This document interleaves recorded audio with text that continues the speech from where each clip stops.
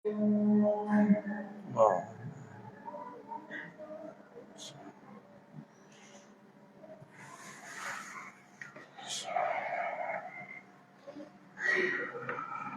Alhamdulillahi rabbil alamin. Wa bihi nasta'inu ala umuri dunya waddin. Ashhadu an la ilaha illallah wahdahu la syarika lah. Wa ashhadu anna Muhammadan abduhu wa rasuluh. Qala Allahu tabaraka wa ta'ala fil Qur'anil azim wa huwa asdaqul qailin. Ya ayyuhalladzina amanu taqullaha haqqa tuqatih wa la tamutunna illa wa antum muslimun. Wa'lamu fa inna asdaqal hadithi kitabullah wa khairal hadi hadi Muhammadin sallallahu alaihi wasallam wa inna syarral umuri muhdatsatuha fa inna kulla muhdatsatin bid'ah wa kulla bid'atin dhalalah wa kulla dhalalatin finnar. Ma'asyiral muslimin, sidang Jumat yang dirahmati Allah Subhanahu wa ta'ala. Syukur alhamdulillah kita panjatkan kehadirat Allah Subhanahu wa ta'ala atas limpahan karunia keutamaan, nikmat kesehatan dan kesempatan, nikmat waktu yang Allah berikan dan karuniakan kepada kita semua. Mudah-mudahan seluruh limpahan karunia dan keutamaan ini menjadi sebab kita semua semakin dekat kepada Allah dan menjadi sebab meningkatnya nilai-nilai ketakwaan kepada Allah Subhanahu wa ta'ala. Salawat dan salam semoga tercurahkan kepada baginda Rasulullah Muhammad sallallahu alaihi wasallam, suri tauladan, qudwah hasanah yang Allah utus kepada umat manusia sebagai rahmatan lil alamin. Sidang Jumat yang dirahmati Allah Subhanahu wa ta'ala. Allah Subhanahu wa ta'ala melebihkan sebagian umat dari umat yang lainnya.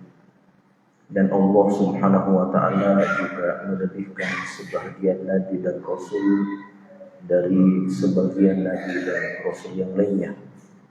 Allah Subhanahu wa ta'ala berfirman di dalam Al-Qur'an, tilka rusulu faddalna ba'dahum 'ala ba'd.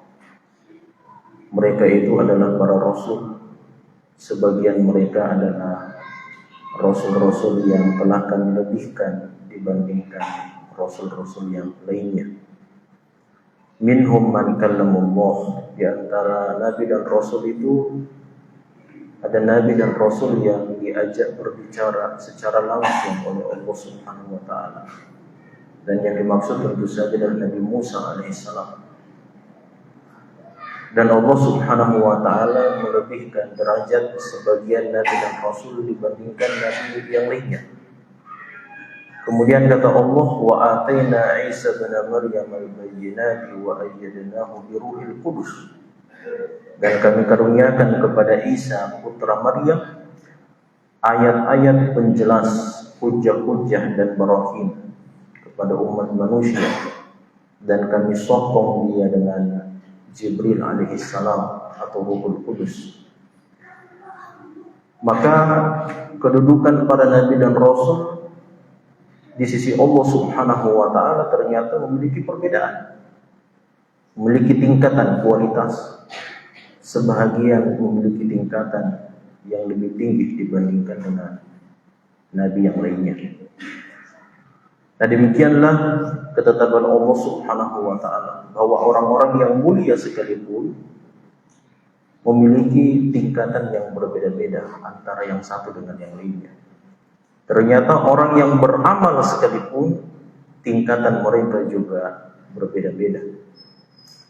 Tingkatan mereka juga ada yang lebih tinggi dibandingkan dengan yang lainnya, padahal mereka semua adalah orang-orang yang mulia dan agung di sisi Allah Subhanahu wa ta'ala. Sidang Jumat dirahmati Allah Subhanahu wa ta'ala. Muncul pertanyaan, apa yang membedakan antara orang-orang yang beramal ini? Mengapa sebagian di antara mereka memiliki keutamaan yang lebih dibandingkan dengan yang lainnya?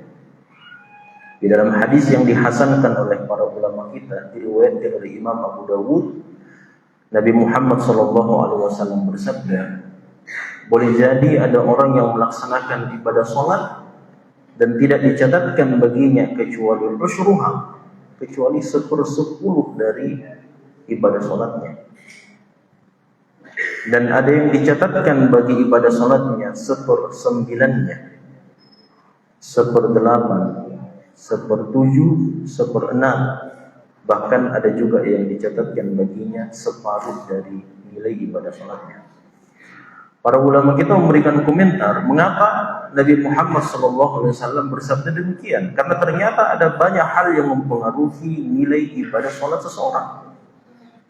Itulah makanya ketika dikaitkan dengan hadis Nabi yang lainnya, Nabi Muhammad SAW mengatakan bahwa seseorang yang keluar dari rumahnya dengan niatan untuk menghadiri masjid dan melaksanakan ibadah sholat di dalam masjid, dan sebelumnya dia perbaiki wudunya, maka tidaklah satu langkah yang dia langkahkan ke rumah Allah Subhanahu wa ta'ala melainkan akan dicatatkan satu pahala dan akan dihapuskan darinya satu dosa atau kesalahan. Dan seseorang apabila dia berada di dalam rumah Allah Subhanahu wa ta'ala dan tetap berada di dalam masjid, maka para malaikat akan mendoakan baginya, Allahumma ighfir lahu, Allahumma arhamhu. Hadis ini jamaah sekalian diawali oleh Nabi Muhammad SAW dengan mengatakan bahwa salatnya seseorang muslim di rumah Allah Subhanahu wa ta'ala jauh lebih baik daripada salatnya, baik itu di dalam rumahnya sendiri atau di pasarnya, bisa 27 darajah. Lebih utama dibandingkan dengan salat sendirinya ketika dia melaksanakan salat tersebut di rumah Allah Subhanahu wa ta'ala secara berjamaah, lebih baik daripada 27 derajat. Para ulama kita memberikan komentar bahwa ada banyak alasan dan ada banyak sebab. Di antara sebabnya apa yang disebutkan oleh Nabi SAW. Karena dia keluar dari rumahnya, dia datang ke masjid memang dengan tujuan hanya untuk melaksanakan ibadah sholat. Sebelum dia keluar dari rumahnya, dia perbaiki wudunya, dan itu adalah nilai plus untuk ibadah sholat yang dia kerjakan. Kemudian dia senantiasa tetap berada di tempat sholatnya dan akan mendapatkan ampunan atau permintaan ampunan dari malaikat Allah Subhanahu wa ta'ala. Itu juga adalah nilai plus yang Allah Subhanahu wa ta'ala berikan kepada orang yang datang ke masjid untuk melaksanakan sholat berjamaah dibandingkan dengan mereka yang sholat di rumahnya sendiri. Maka ada banyak sebenarnya awamil atau sebab-sebab yang dapat mempengaruhi nilai ibadah yang kita kerjakan di sisi Allah Subhanahu wa ta'ala. Meskipun kita sama melaksanakan ibadah dan keutamaan tersebut, namun Allah Subhanahu wa ta'ala melebihkan bagi sebagian yang lain dan tidak diberikan kepada orang yang lainnya. Sidang jemaat dirahmati Allah Subhanahu wa ta'ala, hanya saja Allah Subhanahu wa ta'ala telah memberikan karunia umum kepada umat manusia, secara khusus kepada umat Rasulullah SAW. Allah Subhanahu wa ta'ala memberikan nikmat keberkahan waktu yang tidak diberikan kepada umat sebelumnya. Di dalam hadis yang sahih riwayat Bukhari, Nabi SAW memberikan perumpamaan. Perumpamaan umat manusia adalah seperti seseorang yang mempekerjakan 3 orang pekerja. Kata Nabi SAW, adapun orang yang pertama maka diperintah untuk melaksanakan pekerjaan setelah selesai sholat subuh sampai masuknya waktu sholat subuh, dan tidak diberikan dari upah pekerjaannya selama kurang lebih 7-8 jam tersebut kecuali 1 qirat.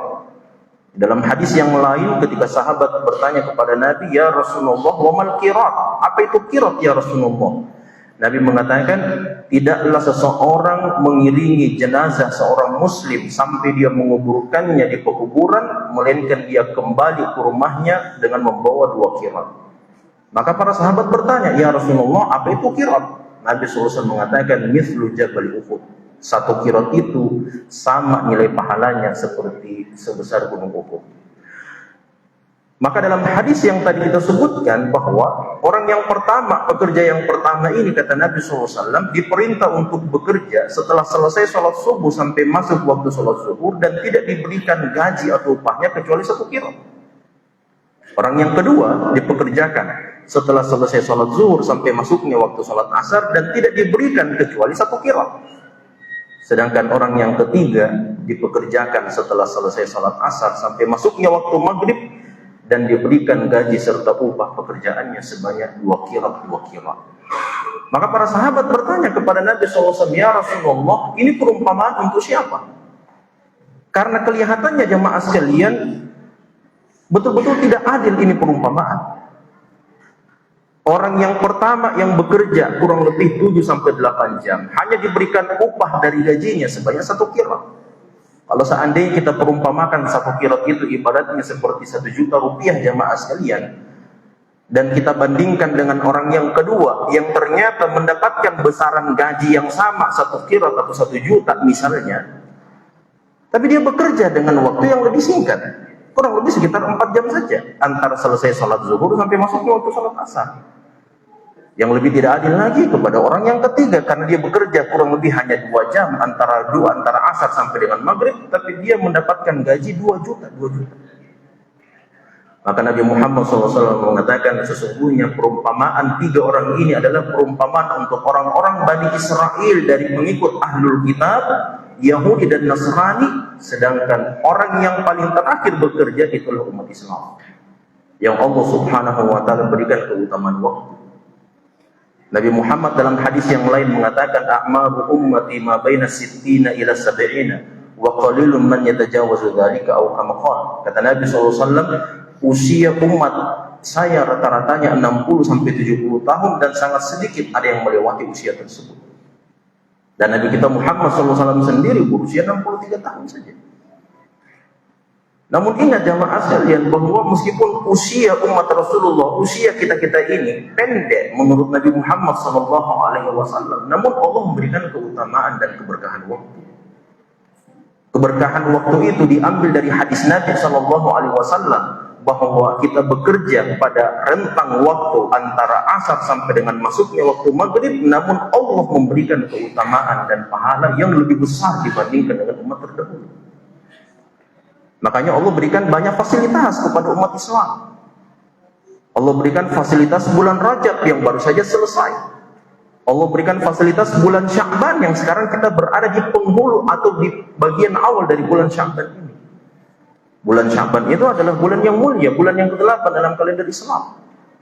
Allah memberikan bulan Ramadan sebagai Sayyidus Syuhur, juga adalah bulan yang utama di sisi Allah SWT. Allah berikan bulan Syawal juga, bulan yang ke-10 jamaah sekalian, sebagai bulan utama dan bulan yang mulia. Kemudian Allah memberikan 3 bulan yang datang berturut-turut dan semuanya adalah bulan mulia, sebagaimana firman Allah di dalam surat At-Taubah ayat 36, plus bulan yang ke-7 yaitu bulan Rajab sebagai 4 bulan yang haram di sisi Allah SWT. Bulan Zulqa'dah, Zulhijjah dan bulan Muharram. Rajab sampai Muharram ini jamaah sekalian adalah bulan-bulan keutamaan, bulan-bulan mulia. Setiap waktunya dinilai dengan ganjaran pahala yang berlipat ganda di sisi Allah Subhanahu wa Ta'ala. Dan ini satu nikmat yang sangat besar.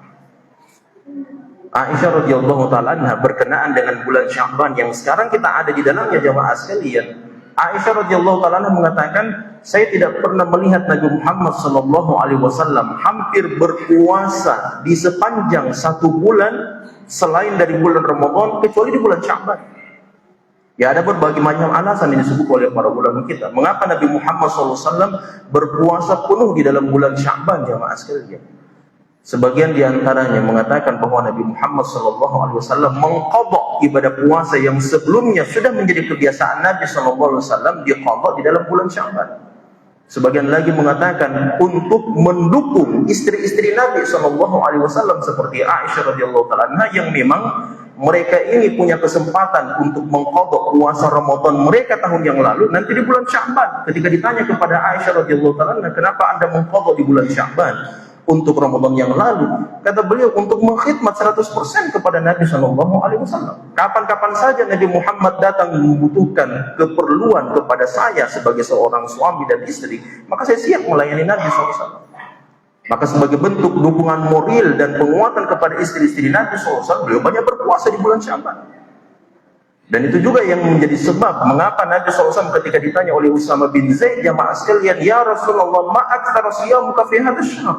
Betapa banyak puasa sunnah Anda ya Rasulullah di bulan Sya'ban ini. Kata Nabi SAW, Sya'ban itu adalah bulan yang terletak di antara dua bulan yang mulia. Sebelumnya bulan Rajab, bulan yang mulia, dan setelahnya bulan mulia adalah Sayyidus Syuhur, bulan Ramadan. Dan kebanyakan umat manusia ketika berada di antara dua waktu yang mulia, pasti mereka lalai. Karena menganggap bahwa waktu tersebut tidak memiliki kemuliaan. Padahal sebenarnya bulan Sya'ban itu adalah bulan diangkatnya amalan-amalan seorang hamba kepada Allah Subhanahu wa ta'ala. Tidak cuma dirahmati Allah Subhanahu wa ta'ala. Maklumat ini barangkali sudah berulang. Sebagian besar di antara kita sudah mengetahuinya, bahwa bulan Sya'ban ini adalah bulan mulia, adalah bulan keutamaan. Kita manfaatkan dengan sebaik-baiknya jamaah sekalian. Hanya saja yang namanya bulan kemuliaan memiliki batasan-batasan waktu. Sebagaimana bulan suci Ramadan pun juga terbatas jamaah sekalian. Itulah makanya diriwayatkan dalam banyak perkataan ulama salaf, seandainya mereka berharap seandainya sepanjang tahun itu semuanya adalah bulan Ramadan. Karena keutamaan yang begitu besar di dalam bulan suci Ramadan jamaah sekalian. Mereka berharap seandainya bulan Muharram itu adalah Ramadan. Mereka berharap bulan Safar itulah Ramadan. Mereka berharap Rabiul Awal, Rabiul Akhir sampai dengan bulan Zulhijjah semuanya adalah Ramadan. Dari sisi keutamaan, kemuliaan di sisi Allah SWT. Namun ketetapan Allah tidak seperti itu. Itulah makanya dalam surat Al-Baqarah 184 Allah mengatakan ayyaman ma'dudat. Ibadah puasa itu jamaah sekalian yang kita kerjakan dalam bulan Ramadan, ayyaman ma'dudat. Hari-hari yang berbilang, sangat sedikit sebenarnya. Kalau seandainya kita hanya memanfaatkan apa yang kita ketahui selama ini tanpa ingin mengupgrade keilmuan kita dan mengetahui bagaimana sebenarnya Nabi Muhammad SAW melewati bulan Sya'ban itu. Nah inilah kekeliruan kita jamaah sekalian. Karena kita hanya beralaskan dan berlandaskan maklumat kita yang selama ini telah kita ketahui tentang bulan Sya'ban, tentang bulan Ramadan, tentang bulan Syawal, dan kita tidak mau mengupgrade-nya. Tidak mau mencari tahu lagi. Padahal sebenarnya jamaah sekalian, selain keutamaan waktu yang Allah karuniakan kepada umat Islam melalui Nabi kita Muhammad SAW, ada keutamaan yang kedua. Kalau seorang Muslim berhasil mengkombinasikan dan menggabungkan antara dua keutamaan ini jamaah sekalian, maka inilah cara yang paling cerdas yang pernah diajarkan oleh Nabi kita Muhammad SAW untuk mendapatkan keutamaan sebanyak-banyaknya dalam waktu yang sesingkat-singkatnya. Saya berikan contoh dekat jamaah sekalian. Nabi Muhammad SAW ketika didatangi oleh Abdullah bin Amr bin As. Abdullah bin Amr bin As ini adalah seorang pemuda, sangat bersemangat untuk menjalankan ibadah puasa sunnah. Maka dia datang bertanya, ya Rasulullah, wasiatkan kepada saya tentang puasa sunnah apa yang paling afdal supaya saya kerjakan sepanjang hidup saya. Maka Nabi SAW memberikan wasiat kepada Abdullah bin Amr bin As dengan wasiat yang paling mudah. Karena istiqomah itu jamaah sekalian bukan mengerjakan ibadah yang sama hanya bilangan hari saja, tidak. Istiqomah itu adalah mengerjakan ibadah yang sama hari ini, besok, bulan depan, tahun depan, sampai hari terakhir kita hidup. Itu namanya istiqomah. Maka Nabi mengatakan kamu berpuasa 3 hari setiap bulan Hijriah. Kata Abdullah, lebih dari itu ya Rasulullah, saya bisa lebih dari itu. Nabi mengatakan kalau begitu kau berpuasa Senin dan Kamis. Kata Abdullah, lebih dari itu. Nabi mengatakan kau berpuasa sehari, berbuka 2 hari. Kata Abdullah, lebih dari itu ya Rasulullah, masih sanggup lebih dari itu. Nabi mengatakan kalau begitu kau berpuasa sehari dan berbuka sehari, dan itu puasanya Nabi Daud alaihissalam. Tidak ada puasa yang lebih afdal dibandingkan dengan puasanya Nabi Daud. Dikunci oleh Nabi SAW, artinya engkau tidak boleh melebihi puasanya Nabi Daud alaihissalam. Jamaah sekalian, Nabi Muhammad SAW memberikan wasiat kepada Abdullah bin Amr bin As bahwa puasa sunnah yang paling afdal adalah puasa Daud. Sehari berpuasa, sehari tidak berpuasa. Hari ini kita puasa, besok tidak puasa. Besoknya lagi berpuasa, dan begitu seterusnya. Tapi tidak pernah ada riwayat yang mengatakan bahwa Nabi Muhammad SAW menjalankan puasa Daud alaihissalam. Itu tidak pernah ada. Meskipun memang ada komentar sebagian ulama hadis yang mengatakan apa yang tidak diriwayatkan dari Nabi Muhammad SAW belum tentu tidak diamalkan oleh Nabi SAW. Itu pandangan sebagian ulama jamaah sekalian. Tapi memang tidak ada riwayat sama sekali bahwa Nabi Muhammad pernah menjalankan puasa Daud. Padahal beliau adalah orang yang mengetahui bahwa puasa Daud adalah puasa yang paling afdal, dan beliau juga wasiatkan kepada sahabatnya, yaitu Abdullah bin Amr bin As. Pertanyaannya, kenapa Nabi Muhammad tidak mengerjakan puasa Daud?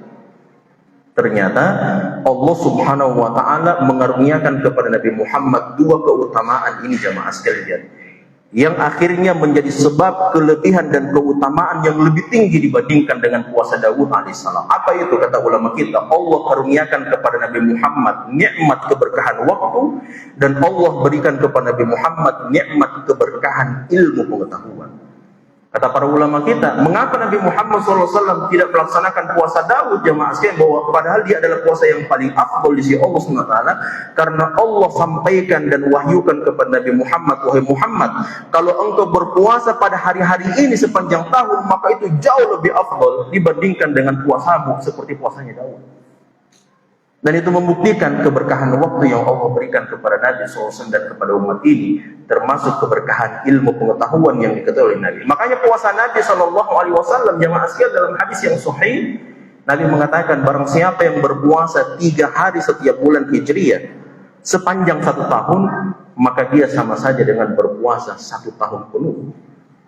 Karena apa? Karena Allah telah berfirman dalam Al-Quran, man jaa bil hasanati falahu asyru amsalihha. Siapa yang melaksanakan 1 kebaikan, maka 1 kebaikan sama dengan 10 pahalanya. Kalau kita berpuasa setiap bulan Hijriah 3 hari saja, setiap bulannya kita kerjakan sepanjang tahun, 3 dikali 10, itu sama saja kalau kita mengerjakan ibadah puasa dalam setiap bulan Hijriah. Dan keutamaan 1 ibadah dikali menjadi 10 adalah keutamaan yang Allah berikan kepada umat Islam, tidak diberikan kepada umat yang sebelumnya.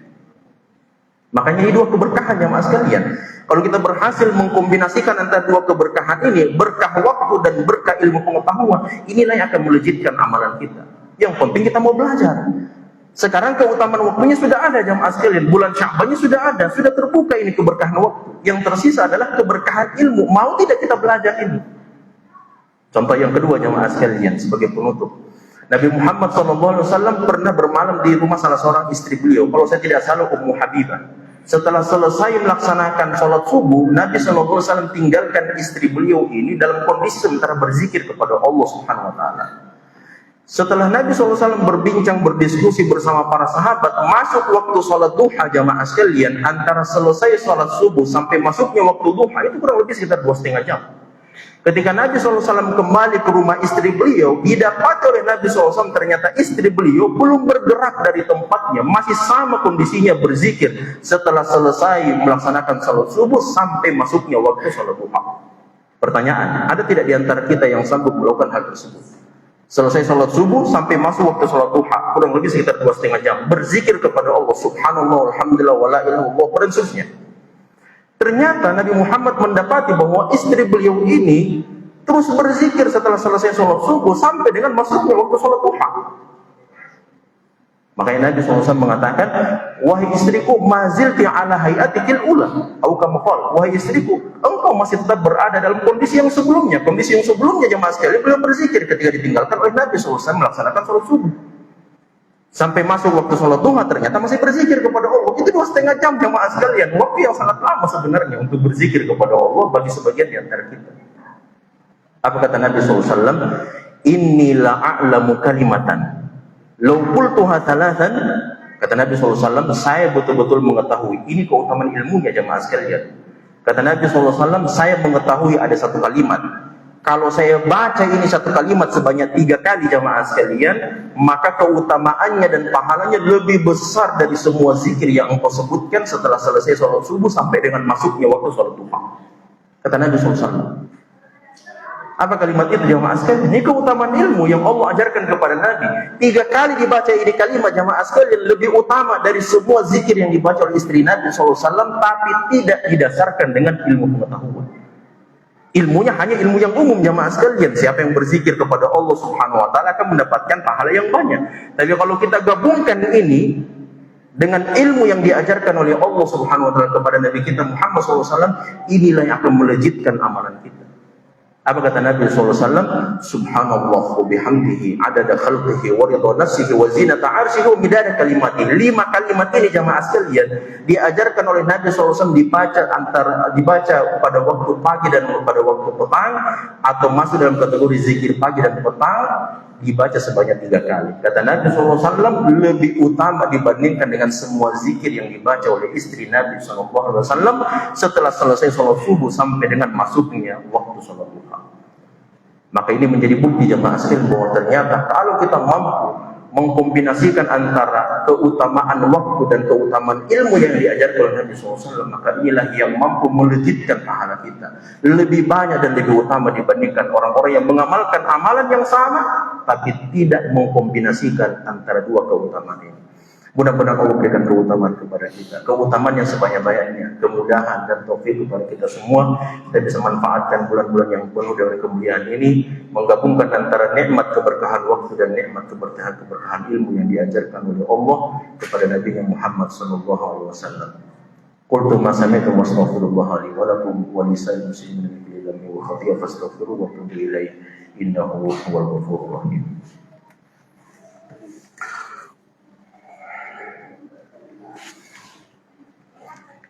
Alhamdulillahi rabbil alamin wal aqibatu lil muttaqin wa la udwana illa 'alal zalimin wa asyhadu an la ilaha illallah wahdahu la syarika lah wa asyhadu anna Muhammadan 'abduhu wa rasuluhu wa la nabiyya ba'd. Ala wa sallu wa sallimu ala man amarakumullahu bis salati was salam alaihi.